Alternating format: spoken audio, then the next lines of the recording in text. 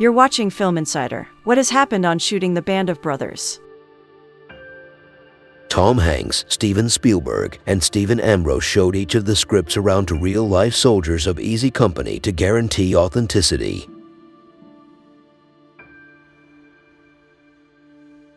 At the time, with a budget of $104 million, which eventually rose to $120 million, this was the most expensive television drama ever made.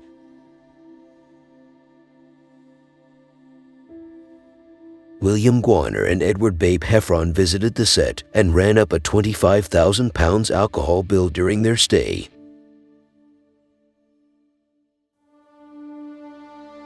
By the third episode of shooting, the special effects department had used more pyrotechnics than were used in the entire production of Saving Private Ryan.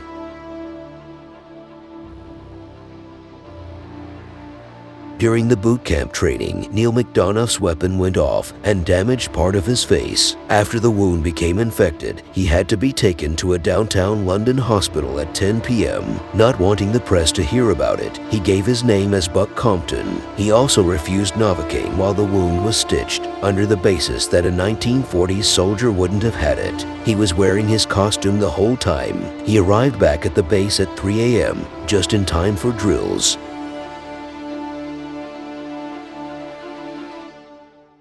During the liberation of Eindhoven in Episode 4, the real Private Edward Babe Heffron can be seen in one of the shots. He is sitting down and waving a Kingdom of the Netherlands flag.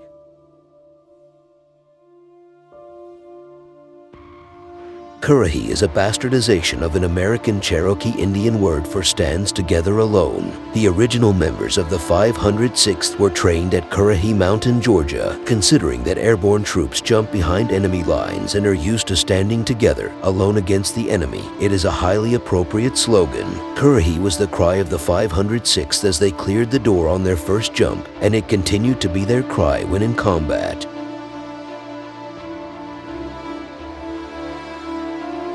All of the 1,200 civilian costumes were authentic vintage clothing.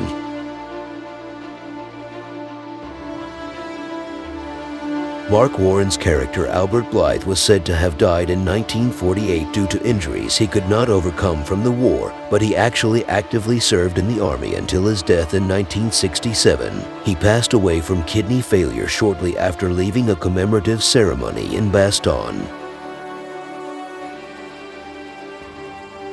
The art department reconstructed 4 World War II-era tanks using the frames of Soviet T-34 tanks and British Army personnel carriers as the foundations.